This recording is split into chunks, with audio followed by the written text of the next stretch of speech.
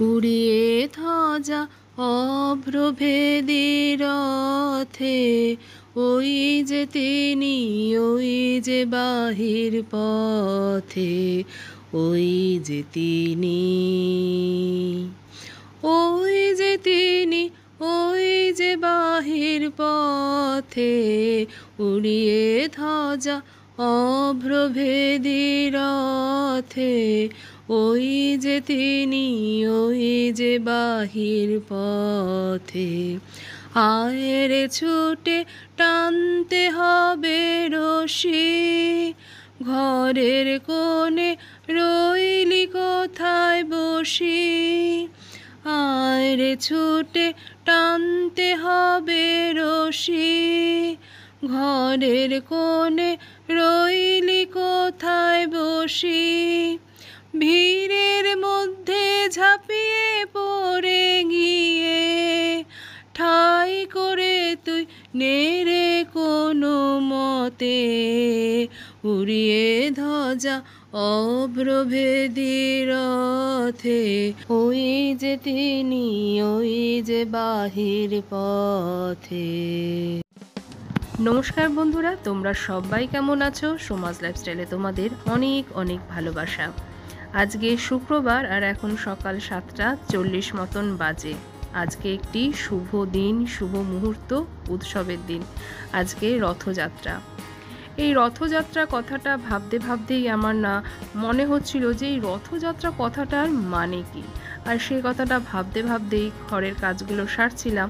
ঘরের কাজগুলো ঠিক না, মানে রান্নাঘরের এই কাজগুলো সারছিলাম। আর আমার এনার্জি ড্রিঙ্কটা এখন তৈরি করব, মানে চাটা বানাবো। আর এটা ভাবতে ভাবতেই হঠাৎ দেখলাম আমার ফোনে হোয়াটসঅ্যাপে একটা মেসেজ আসলো। তো আমার কর্তামশাই পাঠিয়েছেন, জয় জগন্নাথ, রথযাত্রা উপলক্ষে একটা ছোট্ট মেসেজ পাঠিয়েছেন। তো সেটাতে লেখা দেখলাম যে রথযাত্রা মানেটা কি, এই কথাটার আক্ষরিক অর্থটা কি। তো চলো সেটাই তোমাদের সঙ্গে শেয়ার করছি। এবং কথাগুলো পড়ে আর কি মনটা সত্যিই ভরে গেল, এবং আমি কিন্তু আমার প্রশ্নের উত্তর পেয়ে গেলাম। তো চলো তোমাদের সঙ্গে শেয়ার করি যে রথযাত্রা মানে কি। আমার একদমই কথা নয় এগুলো, আগেই তোমাদেরকে বললাম এটা কিন্তু একদমই সংগৃহীত কথা। তো চলো শুনে নেওয়া যাক রথযাত্রার আক্ষরিক অর্থ কি। রথ মানে শরীর, সারথি মানে মন, রশি মানে ভক্তি, আর যাত্রা মানে আত্মার ঈশ্বরের দিকে এগিয়ে চলা। তাই যখন কেউ রথ টানে সে আসলে নিজের মন আর ভক্তি দিয়ে ঈশ্বরকে নিজের জীবনে টানে। পুরীর রথযাত্রায় বিশ্বাস করা হয় এই একমাত্র দিন যখন ঈশ্বর স্বয়ং জনগণের কাছে আসেন, আর আপনি তাকে নিজের হাতে টেনে এনে নিজের আত্মায় স্থাপন করতে পারেন। যে রথের রশিতে একবার হাত রাখে তার জন্ম জন্মান্তরের পাপ ক্ষয় হয়। আর সবচেয়ে মজার বিষয় কি জানো তো, এখন এই সোশ্যাল মিডিয়ার যুগে কিন্তু আমরা অনেক ছোটোখাটো খুঁটিনাটি বিভিন্ন বিষয় সম্পর্কে, বিভিন্ন সংস্কার সম্পর্কে, বিভিন্ন কুসংস্কার সম্পর্কে অনেক কিছু জেনে থাকি। ঠিক সেরকমভাবেই যেমন জানতে পেরেছি এই যে প্রভু জগন্নাথ দেব আজকে যে চললেন তার মাসির বাড়ি, সেখানে থাকবেন 7 দিন, তারপরে 7 দিন পর আবার ফিরে আসবেন নিজ ধামে। কিন্তু তারপর সেই রথটির কি অবস্থা হয়, রথটিকে কি করা হয়? 7 দিন পর যখন প্রভু নিজ ধামে চলে আসেন তখন রথটিকে ভেঙে ফেলা হয়, আর যেই কাঠগুলো বের হয় সেই কাঠগুলো কিন্তু চলে যায় একেবারে রন্ধনশালায়, যেখানে প্রভুর প্রসাদ তৈরি করা হয়। কি আশ্চর্য বিষয় না? ওই যে বলা হলো রথ শরীর, সত্যিই কিন্তু তাই।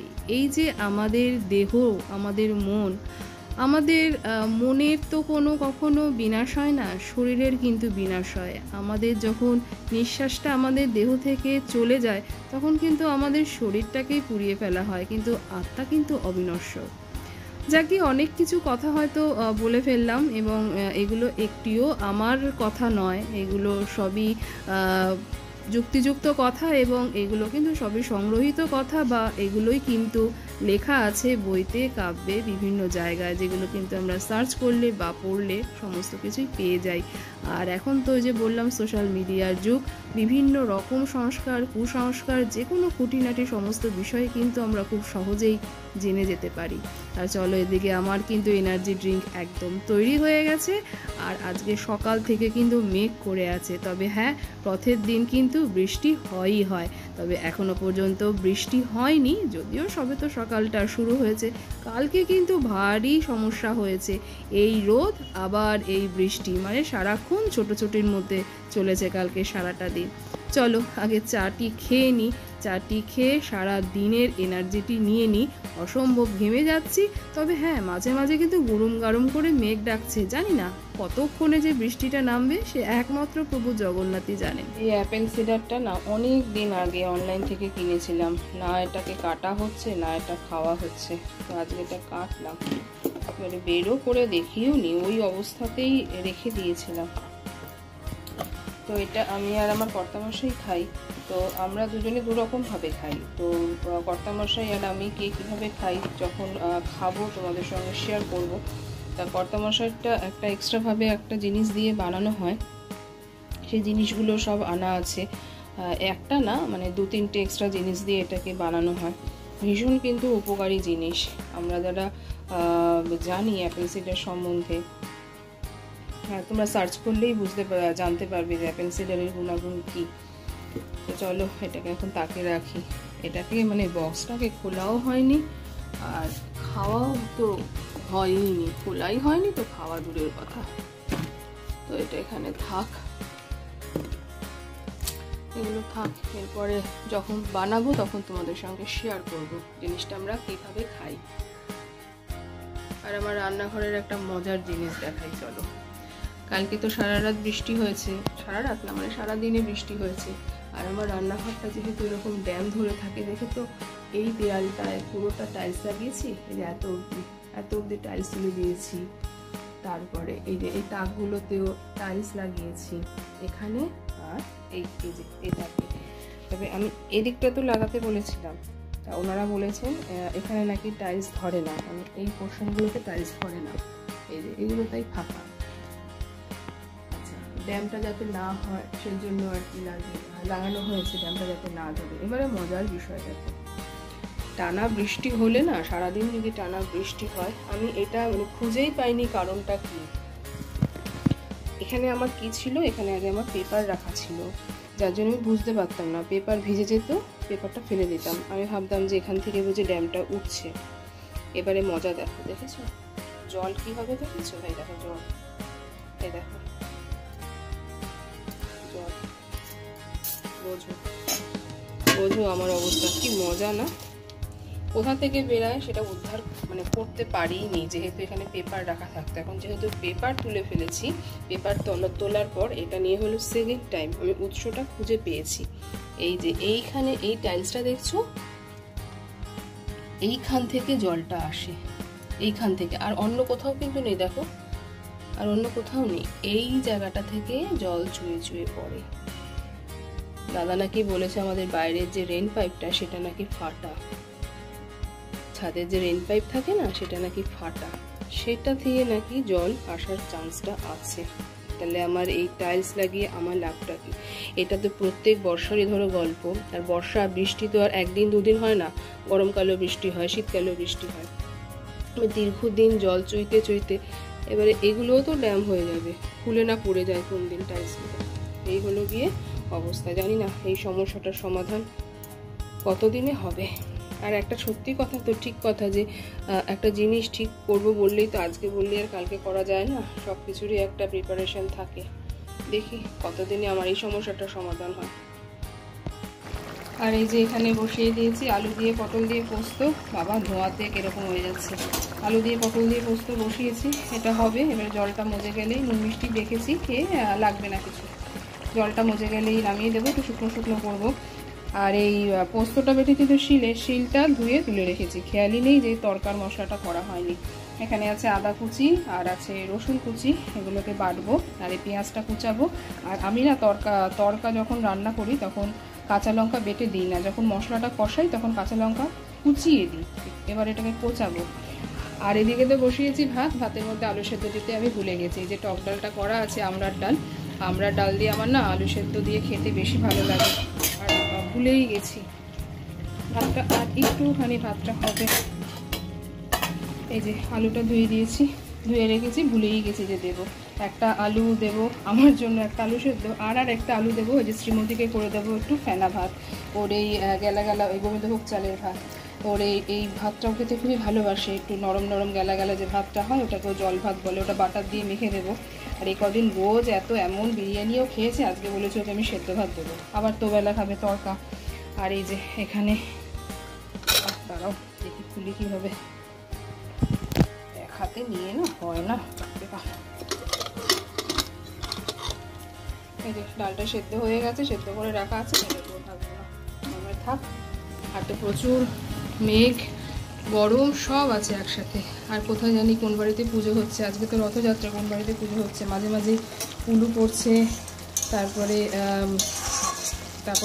ঘন্টার আওয়াজ সব শোনা যাচ্ছে আর কি। তো চলো এবার এগুলোকে করি।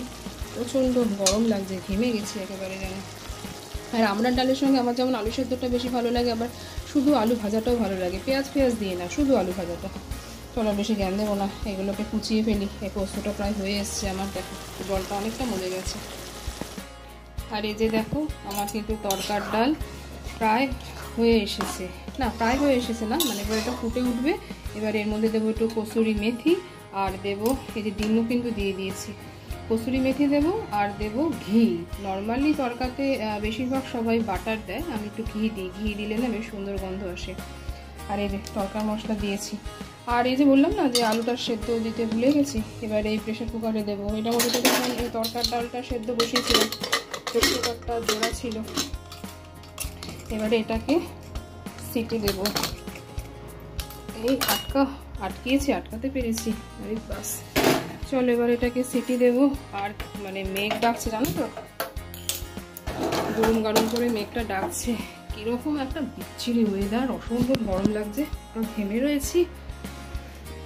দেখো পুরো ঘেমে কি অবস্থা, সব সিঁদুর বলে ঘেমে কি অবস্থা, অসম্ভব গরম। আর এই যে এটা ফুটো, আর গ্যাস ফ্যাস মুছে সবার শেষে তারপরে এই গোবিন্দভোগ চালের ভাতটা বসাবো।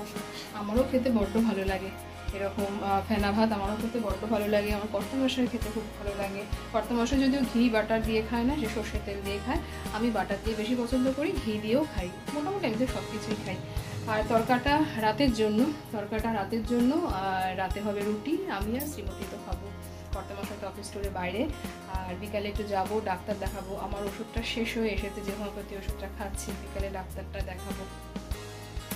পরে তোমাদের বলবো মানে কিসের জন্য আমার ডাক্তার আর কি দেখাচ্ছি। তো চলো, এদিকে কি অবস্থা, কি গরম লাগছে। চলো এটা হতে থাকে, এবার একটু ঘি দেবো। চলো ঘিটা দিয়ে দিই। এই যে নিয়েছি ঘি, এটাকে মিশিয়ে দিই। খেয়ে দেখেছি, একদম ঠিক আছে, বেশ ভালো লাগছে খেতে। আর এই তরকা ডালের সাথে না, তরকা রুটির সাথে আমার একটা ভীষণ পুরনো স্মৃতি, একটা না মানে আমার ভীষণভাবে অনেকগুলো পুরনো স্মৃতি জড়িয়ে আছে। যদি কখনো সময় সুযোগ হয় বলবো। চলো এবার এটাকে ঢেকে দিই, গ্যাসটাকে অফ করে দিই। এবার এটা গন্ধটার মধ্যে বসবে। আর এদিকে তো উনি সিটি মারার পথে। আর হ্যাঁ, যেটা কথা, আজকে যেহেতু রথযাত্রা, আজকের দিনটা ভীষণ শুভ দিন, খুব মঙ্গলময় দিন। আজকে একটা আনন্দের মুহূর্ত, শুভ মুহূর্ত। প্রভু জগন্নাথ দেব রথে চড়ে তার ভ্রাতা বলরাম আর ভগিনী সুভদ্রাকে নিয়ে চলেছেন আর কি আজকে মাসির বাড়িতে 7 দিন সেখানে কাটিয়ে আবার নিজ ধামে। তো চলো সবাই মিলে বলো জয় জগন্নাথ, কমেন্ট বক্সে অবশ্যই কিন্তু লিখবে জয় জগন্নাথ। আর এই যে দুপুরবেলা খাওয়া দাওয়া সেরে চলে এসেছি ছাদে। এই টগর ফুলের গাছটা তো আমার পোতা হয়নি, পুদ্দু করে পোতাই হয়নি। তো আজকে রথযাত্রার দিন এই পুঁতেই ফেললাম। এই যে এখন পুঁতলাম, দেখো হাতে এখনও মাটি ফাটিগুলো লেগে আছে, এখন অবধি কিছু মানে হাতটাও ধুইনি। এবারে হাত ধোবো। আর এটাকে না একটুখানি সাপোর্ট দিয়েছি, এবার একটু দড়ি দিয়ে বাঁধবো। গাছটা একটু কিরকম হেলা টাইপের, চলো এবারে এগুলো সব পরিষ্কার করি। রথের দিন কিন্তু গাছ লাগানো বা গাছ কেনা এগুলো খুব ভালো, শুভ। কতগুলো গাছ শুনছিলাম লাগানো ভালো। একটা হলো নিম গাছ আর একটা হলো নীল অপরাজিতা ফুলের গাছ। নীল অপরাজিতা ফুলের গাছ, নিম গাছ দুটোই আমার বাড়িতে আছে। আর নিম গাছ তো অনেক বড় গাছ হয়, সেটা লাগানো অনেকটাই মানে অসম্ভব ব্যাপার হয় সবার পক্ষে। আমার বাড়ির পেছনে আছে, সেটা তো জ্বালা, প্রচুর জ্বালা। যাকে আমি এই গাছটাকে আজকে পুঁতলাম, এই টগর গাছটাকে পুঁতলাম। মনে হলো যে আজকে রথযাত্রার দিন চলো এগুলোকে পুঁতি। দেখো সব যন্ত্রপাতি এখানেই রয়ে গেছে, চলো এগুলোকে পরিষ্কার করি আর এটাকে দড়ি দিয়ে বাঁধি, হাতটা ধুই, তারপরে যাব নিচে। আর আকাশে দেখো প্রচুর মেঘ আর গুরুম গারুম করে সব আওয়াজ হচ্ছে। একটা সময় যা বাজ পড়ছে না, একটু বোম পড়ার মতন যেন বাজ পড়ছে। যা পরিমাণে ঘেমে গেছি না, মানে এইটুকুনি কাজ করতে। নাইবা গেলাম রথের মেলায়, তাই বলে কি রথের দিনে পাঁপড় ভাজা খাবো না? আর তাই পাঁপড় ভাজা করে নিয়েছি আমাদের সবার জন্য, তোমরাও সবাই খেয়ে নাও। আর এদিকে সাথে যে বিকালে চা করব তার জন্য সব জোগাড়পাতি করে নিয়েছি। চলো পাঁপড় ভাজা হয়ে গেলে চাটিও বসিয়ে দেব। আর আমিও ভিডিওটি এখানেই রাখবো। ভিডিওটি তোমাদের কোথাও যদি ভালো লেগে থাকে তো ভালোবেসে একটা লাইক করে দিও, কমেন্ট করে জানিও ভিডিওটি তোমাদের কেমন লাগলো। আর যদি একটু বেশি ভালো লাগে তো আমার চ্যানেলটিকে সাবস্ক্রাইব আর শেয়ার করে আমার পাশে থেকে যেও। তোমরা সবাই ভালো থেকো, সুস্থ থেকো, সাবধানে থেকো। আবার দেখা হবে তোমাদের সঙ্গে অন্য আরেকটি কোনো নতুন ভিডিওর সঙ্গে।